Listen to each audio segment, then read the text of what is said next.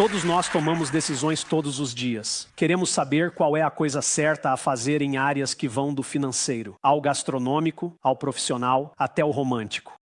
E com certeza, se alguém pudesse nos dizer como fazer exatamente a coisa certa em todos os momentos possíveis, isso seria um presente tremendo. Acontece que, na verdade, o mundo recebeu esse presente em 1738 de um polímata holandês chamado Daniel Bernoulli. O que eu quero falar com você hoje é sobre qual é esse presente. E também quero explicar por que isso não fez a menor diferença. Agora, este é o presente de Bernoulli. Esta é uma citação direta. E se parecer grego para você, é porque bem é grego. Mas a tradução simples para o inglês, muito menos precisa, mas que captura a essência do que Daniel Bernoulli tinha a dizer, era esta: o valor esperado de qualquer uma de nossas ações, ou seja, a bondade que podemos contar em obter, é o produto de duas coisas simples: as chances de que essa ação nos permita ganhar algo e o valor desse ganho para nós. O que Bernoulli estava dizendo é que se pudermos estimar e multiplicar essas duas coisas, sempre saberemos precisamente como devemos nos comportar. Agora, esta equação simples, mesmo para aqueles que não gostam de equações, é algo que vocês estão acostumados. Aqui está um exemplo. Se eu dissesse a você, vamos jogar um pequeno jogo de cara ou coroa, e eu vou jogar uma moeda, e se sair cara, eu vou te pagar 10 Hoyers, mas você tem que pagar 4 Hoyers pelo privilégio de jogar comigo. A maioria de vocês diria, claro, eu aceito essa aposta, porque vocês sabem que as chances de ganhar são de 1/2. O ganho, se você ganhar, é de 10. Isso se multiplica por 5, e isso é mais do que estou cobrando para você jogar. Então, a resposta é sim. Isso é o que os estatísticos chamam tecnicamente de uma aposta muito boa. Agora, a ideia é simples quando a aplicamos a lançamentos de moeda, mas, na verdade, não é muito simples. Na vida cotidiana, as pessoas são horríveis em estimar ambas as coisas. Existem dois tipos de erros que as pessoas cometem ao tentar decidir qual é a coisa certa a fazer. E esses são erros na estimativa das chances de que vão ter sucesso e erros na estimativa do valor do seu próprio sucesso. Agora, vamos falar do primeiro. Calcular probabilidades é fácil. Existem 6 lados em um dado, 2 lados em uma moeda, 52 cartas em um baralho. Vocês sabem a probabilidade de tirar o as de espadas ou de obter cara ao lançar a moeda. Mas como se vê, essa não é uma ideia muito fácil de aplicar no dia a dia. É por isso que os americanos gastam mais, eu diria, perdem mais em jogos de azar do que em todas as outras formas de entretenimento combinadas. Essa não é como as pessoas calculam as probabilidades. A forma como as pessoas calculam as probabilidades requer que primeiro falemos sobre porcos. Agora a pergunta que vou fazer a você é se você acha que há mais cães ou porcos com coleiras observados em um dia qualquer, em Oxford. E claro, todos vocês sabem que a resposta é cães. E a maneira como você sabe que a resposta é cães é que você rapidamente revisou em sua memória. As vezes em que viu cães e porcos com coleiras, foi muito fácil lembrar de ter visto cães, não tão fácil lembrar de porcos. E cada um de vocês assumiu que, se os cães com coleira vinham mais rapidamente à sua mente, então os cães com coleira são mais prováveis. Essa não é uma má regra geral, exceto quando é. Então, por exemplo, aqui está um quebra-cabeça de palavras.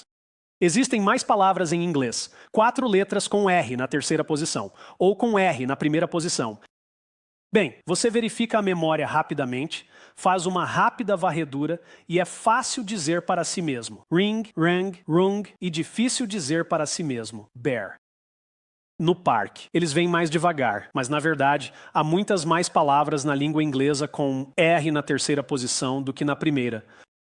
A razão pela qual palavras com R na terceira posição vêm lentamente à sua mente não é porque são improváveis ou infrequentes.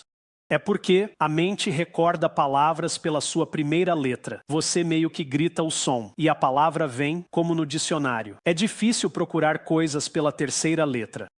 Este é um exemplo de como a ideia de que a rapidez com que as coisas vêm à mente pode dar uma noção de sua probabilidade, como essa ideia pode te desviar do caminho.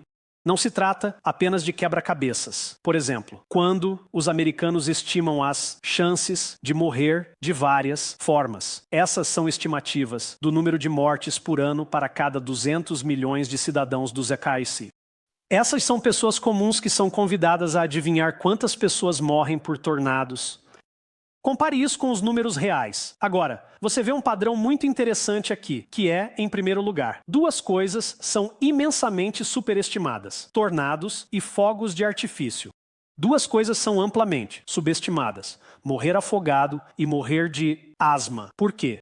Quando foi a última vez que você pegou um jornal e a manchete era "Menino morre de asma"? Não é interessante porque é tão comum? É muito fácil para todos nós lembrarmos de casos de notícias ou reportagens em que vimos tornados devastando cidades ou algum coitado que perdeu as mãos com fogos de artifício no dia da independência. Afogamentos e mortes por asma não recebem muita cobertura. Eles não vêm rapidamente à mente e, como resultado, os subestimamos enormemente. De fato, isso é um pouco como o... E você está certo ao dizer que é a piscina que não pertence, porque a piscina é a única coisa neste slide que é, realmente, muito perigosa. Da maneira que tem mais chances de morrer do que a combinação de todos os três outros que vocês veem neste slide. A loteria é um excelente exemplo, caso de teste da capacidade das pessoas de calcular probabilidades. E economistas, perdoem-me aqueles que jogam na loteria, mas economistas, pelo menos, entre si, se referem à loteria como um imposto sobre a estupidez, porque as chances de obter qualquer retorno ao investir seu dinheiro em um bilhete de loteria são equivalentes a jogar o dinheiro diretamente no vaso sanitário, o que, a propósito, não requer que você realmente vá à loja e compre algo. Por que alguém no mundo jogaria na loteria? Bem, há muitas respostas, mas uma resposta certamente é que vemos muitos vencedores, certo? Quando esse casal ganha na loteria, ou Ed McMahon aparece na sua porta com esse gigante cheque, como diabos você consegue descontar isso? Eu não sei. Vemos isso na TV, lemos sobre isso no jornal. Quando foi a última vez que você viu entrevistas extensas com todos que perderam? Se as emissoras de televisão transmitissem uma entrevista de 30 segundos com cada perdedor, toda vez que entrevistassem um vencedor, os 100 milhões de perdedores da última loteria levariam 9 anos e meio apenas para assisti-los dizer: eu perdi. Eu perdi. Agora, se você assistir a 9 anos e meio de televisão, sem dormir, sem pausas para o banheiro, e viu perda após perda após perda, no final, há 30 segundos de eu ganhei. A probabilidade de que você jogue na loteria é muito pequena. Olha, eu posso te provar isso. Aqui está uma pequena loteria. Há 10 bilhetes nesta loteria. 9 deles foram vendidos para esses indivíduos. Custa $1 comprar o bilhete e ganha $20. É uma boa aposta. Daniel Bernoulli nos diz que sim. O valor esperado dessa loteria é de $2. Esta é uma loteria onde você deve investir seu dinheiro. E a maioria das pessoas diz: ok, eu vou jogar. Uma versão um pouco diferente dessa loteria. Imagine que os 9 bilhetes são todos de propriedade de um cara gordo chamado Leroy. Leroy tem 9 bilhetes. Sobrou um, você o quer. A maioria das pessoas não vai jogar nesta loteria. Você pode ver que as chances de ganhar não mudaram, mas agora é facilmente imaginar quem vai ganhar. É fácil imaginar o Leroy recebendo o cheque. Não pode dizer que tem a mesma chance de ganhar que qualquer um, porque não tem a mesma chance de ganhar que o Leroy. O fato, todos aqueles bilhetes pertencem a uma única pessoa, muda sua decisão de jogar. Mesmo que isso não altere as probabilidades, agora, estimar as chances, por mais difícil que possa parecer, é fácil em comparação a tentar estimar o valor, tentar dizer o que algo vale, quanto vamos desfrutar disso, quanto prazer isso nos dará. Quero falar agora sobre erros de valor. Quanto vale este Big Mac? Vale 25. A maioria de vocês tem a intuição de que não. Você não pagaria isso por ele. Mas, na verdade, para decidir se um Big Mac vale 25 Harriers, é necessário fazer uma única pergunta. O que posso fazer com 25 Harriers? Se você já embarcou em um daqueles voos de longa distância para a Austrália e percebeu que não vão te servir comida, mas alguém na fileira à sua frente acabou de abrir um saco do McDonald's e o cheiro dos arcos dourados está pairando sobre o assento, você pensa: não posso fazer mais nada com esses 25 growlers por 16 horas. Não posso nem mesmo queimá-los. Eles levaram meu isqueiro. De repente, 25 growlers por um Big Mac pode ser bom. Mas se você estiver visitando um país em desenvolvimento e 25 growlers compra uma refeição gourmet, é exorbitante para um Big Mac. Porque vocês estavam todos certos de que a resposta à pergunta era não, antes mesmo de eu ter contado sobre o contexto, porque a maioria de vocês comparou o preço deste Big Mac ao preço que estão acostumados a pagar, em vez de perguntar o que posso fazer com meu dinheiro, comparando este investimento a outros investimentos. Você comparou com o passado. E esse é um erro sistemático que as pessoas cometem. O que você sabia era que pagou 3 dollars no passado, 25 hours é um absurdo. Esse é um erro, e posso provar isso mostrando os tipos de irracionalidades a que ele leva. Por exemplo, este é, claro, um dos truques mais deliciosos do marketing, dizer que algo costumava ser mais caro, e de repente parece um ótimo negócio. Quando as pessoas são questionadas sobre esses dois empregos, um onde ganha 60 mil, 50 mil, 40 mil, e um onde recebe um corte salarial, e outro em que recebe um aumento salarial, preferem o segundo emprego ao outro. No total, ganham muito menos dinheiro. Por quê? Porque eles têm a sensação de que salários em declínio são piores do que salários em ascensão, mesmo quando o valor total dos salários é maior. No período de declínio, aqui está outro bom exemplo. Aqui está um pacote de férias no Havaí de 2.000. Agora está à venda por 1.600. Supondo que você quisesse ir ao Havaí, você compraria este pacote. A maioria das pessoas diz que sim. Aqui está uma história um pouco diferente. Um pacote de férias no Havaí de 2.000 está agora à venda por 700 dollars, você pensa. Quando você chegar, as tarifas terão acabado e o pacote custa 1.500 dollars. Você compraria? A maioria diz que não, pois costumava custar 700 dollars. E não há como eu pagar 1.500 dollars por algo que custava 700 dollars. Essa tendência de comparar com o passado está fazendo com que as pessoas deixem passar uma oferta melhor, um bom negócio, que costumava ser um ótimo negócio, não é tão bom quanto um negócio ruim, que já foi horrível. Aqui está outro exemplo de como comparar com o passado pode confundir nossas decisões. Imagine que você está indo ao teatro. Você está a caminho do teatro. Na sua carteira, você tem um ingresso pelo qual pagou 20. Você também tem uma nota de 20 reais. Quando chega ao teatro, descobre que em algum momento do caminho perdeu o ingresso. Você gastaria seu dinheiro restante para substituí-lo. A maioria das pessoas responde que não. Agora, vamos apenas mudar uma coisa neste cenário. Você está a caminho do teatro e na sua carteira tem 2 notas de 20 dollars. Quando você chega, descobre que perdeu uma delas. Você gastaria seus 20 dollars em um ingresso. As pessoas dizem, eu fui ao teatro para ver a peça. O que a perda de 20 dollars tem a ver com isso? Só para garantir que você entendeu, aqui está um esquema do que aconteceu, certo? No caminho você perdeu algo.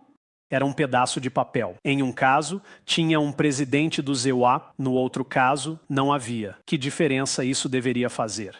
A diferença é que, quando você perde o bilhete, você diz a si mesmo, não vou pagar 2 vezes pela mesma coisa. Você compara o custo do avião agora, 40 dollars, com o custo que ele tinha antes, 20 dollars, e diz que é um mau negócio. Comparar com o passado causa muitos dos problemas que economistas comportamentais e psicólogos identificam nas tentativas das pessoas de atribuir valor, mas, mesmo quando comparamos com o possível, em vez do passado, ainda cometemos certos tipos de erros, e eu vou mostrar um ou 2 deles.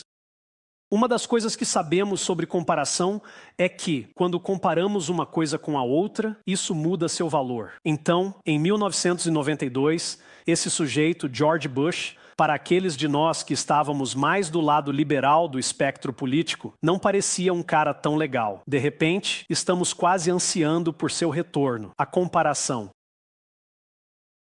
A comparação muda a forma como o avaliamos. É claro que os varejistas sabiam disso, muito antes de qualquer outra pessoa, e usaram essa sabedoria para ajudar você, aliviando-o do ônus indevido do dinheiro. E assim, se você entrasse em uma loja de vinhos e tivesse que comprar uma garrafa de vinho, o que você faria? A maioria das pessoas não quer o mais caro, não quer o mais barato, então elas optarão pelo item do meio. Se você é um varejista inteligente, então, você colocará um item muito caro que ninguém jamais comprará na prateleira, porque de repente o vinho de 33 não parece tão caro em comparação. Então, estou te dizendo algo que você já sabia, ou seja, que a comparação muda o valor das coisas. Aqui está o porquê isso é um problema. O problema é que quando você levar para casa aquela garrafa de vinho de 33 reais, não vai importar o que ela costumava estar ao lado, na prateleira. As comparações que fazemos, ao avaliar o valor, ao elogiar o valor, ao tentar estimar o quanto gostaremos das coisas, não são as mesmas comparações que faremos quando as consumirmos. Esse problema de comparações mutáveis pode dificultar nossas tentativas de tomar decisões racionais. Deixe-me dar um exemplo. Eu tenho que te mostrar algo do meu laboratório. Vou incluir isso. Estes são sujeitos que vêm para um experimento serem questionados sobre a mais simples pergunta. Quanto você vai desfrutar de comer batatas fritas em 1 minuto? Elas estão em uma sala, com batatas fritas na frente delas. Para alguns dos sujeitos, sentar-se no canto distante de uma sala é uma caixa de chocolates Godiva e para outros é uma lata de Spam. Esses itens que estão na sala mudam quanto os participantes acham que vão gostar das batatas fritas. Portanto, aqueles que estão olhando para Spam acham que as batatas fritas vão ser bastante saborosas. Aqueles que estão olhando para o chocolate Godiva acham que ele não será tão saboroso. O que acontece quando eles comem as batatas fritas? Você não precisa de um psicólogo para saber que quando você tem na boca um punhado de petiscos gordurosos, salgados, crocantes e deliciosos, não faz diferença na sua experiência gustativa. No entanto, suas previsões são distorcidas por uma comparação que não se concretiza e não muda sua experiência. Todos vocês vivenciam isso, mesmo que nunca tenham vindo ao nosso laboratório para comer batatas fritas. Então, aqui está uma pergunta. Você quer comprar um som para o carro? O revendedor perto da sua casa vende esse som específico por $200, mas se você atravessar a cidade, pode comprá-lo por $100. Então, você dirigiria 50% de desconto, poupando $100. A maioria das pessoas diz que sim. Eles não conseguem imaginar comprá-lo, se podem obtê-lo pela metade do preço. Agora, vamos imaginar que você quisesse comprar um carro e o revendedor perto da sua casa o vendia por 31 mil reais. Mas se você fosse ao outro lado da cidade, poderia comprá-lo por 30.900. Você diria isso. Essa economia de 0,003, os R$100, a maioria das pessoas diria não. Eu vou me arrastar para economizar R$100 na compra de um carro. Esse tipo de pensamento deixa os economistas loucos. E deveria deixar. Por quê? Esses $100 que você economiza, olá, não sabem de onde vieram. Ele não sabe no que você economizou. Quando você vai comprar mantimentos com ele, ele não diz, eu sou o dinheiro economizado no som do carro, ou eu sou o dinheiro bobo economizado no carro. É, dinheiro. E se uma viagem pela cidade vale R$100, vale R$100 em que você esteja economizando. As pessoas não pensam dessa forma. É por isso que não sabem se o gerente de seu fundo mútuo está cobrando 0,1 ou 0,15% de seu investimento, mas cortam cupons para economizar $1 na pasta de dente. Agora, você pode ver que este é o problema das comparações móveis, porque o que você está fazendo é comparar os R$100 com a compra que está fazendo. Mas quando você for gastar esse dinheiro, você não fará essa comparação. Todos vocês já tiveram essa experiência. Se você é americano, talvez viajou pela França e alguma hora pode ter encontrado um casal da sua própria cidade natal e pensou, oh meu Deus, essas pessoas são tão calorosas, eles são tão legais comigo, em comparação com todas essas pessoas que me odeiam, essas pessoas são realmente maravilhosas. Você viaja pela França com elas, chega em casa, as convida para jantar. E o que encontra? Comparados aos seus amigos de sempre, eles são chatos e sem graça, certo? Porque neste novo contexto, a comparação é muito, muito diferente. Na verdade, você se vê desgostando deles o suficiente para quase qualificar-se para a cidadania francesa. Agora, você tem exatamente o mesmo problema quando vai comprar um estéreo. Você vai à loja de estéreos, vê dois conjuntos de alto-falantes, grandes, monólitos, quadrados e pequenos alto-falantes, e os toca e pensa: eu realmente ouço uma diferença. Os grandes soam melhor. E assim você os compra e os traz para casa, violando completamente a decoração da sua casa. E o problema é claro, é que essa comparação que você fez na loja é uma comparação que você nunca fará novamente. Quais são as chances de que anos depois você ligue o estéreo e pense: soa muito melhor do que aqueles pequenos que você nem consegue se lembrar de ter ouvido? O problema das comparações mutáveis é ainda mais difícil quando essas escolhas são dispostas. Ao longo do tempo, as pessoas têm muita dificuldade em tomar decisões sobre coisas que acontecerão em diferentes momentos. E o que psicólogos e economistas comportamentais descobriram é que as pessoas usam duas regras simples. Então deixe-lhe dar um problema fácil, um terceiro problema difícil. Aqui está o primeiro problema fácil. Você pode ter 60 horrors agora ou 50 horrors, qual você prefere? Isso é o que chamamos de teste de QI de item, certo? Todos nós, espero, preferimos mais dinheiro, e a razão é que acreditamos que mais é melhor do que menos. O segundo problema, você pode ter 60 dólares hoje, ou 60 hours em 30 dias. Qual você prefere? É uma decisão fácil, pois sabemos que agora é melhor do que depois. O que é difícil na decisão é quando essas duas regras entram em conflito. Quando te oferecem 50 dólares agora, ou 60 dólares daqui a um mês, isso exemplifica muitas situações na vida em que você ganhará ao esperar, mas precisa ser paciente. O que sabemos, o que as pessoas fazem nesses tipos de situações, as pessoas são enormemente impacientes. Eles exigem taxas de juros de centenas ou milhares de porcentagens para adiar a gratificação até o próximo mês pelos adicionais 10 reais. Talvez isso não seja tão notável, mas o que é notável é quão fácil é fazer essa impaciência desaparecer, simplesmente mudando quando a entrega dessas unidades monetárias acontecerá. Imagine que você pode ter 50 hires em um ano, que são 12 meses, ou 60 years em 13 meses. O que encontramos agora? As pessoas estão dispostas a esperar com prazer. Desde que estejam esperando 12, podem muito bem esperar 13. O que faz essa inconsistência dinâmica acontecer? Comparação. Deixe-me mostrar a você. Este é apenas um gráfico, mostrando os resultados que eu sugeri que você mostraria se eu lhe desse tempo para responder. Que é que as pessoas acham que o valor subjetivo de 50 é maior do que o valor subjetivo de 60 quando serão entregues, agora ou em um mês, respectivamente, um atraso de 30 dias. Mas eles mostram o padrão inverso, quando você adia toda a decisão para o futuro, um ano.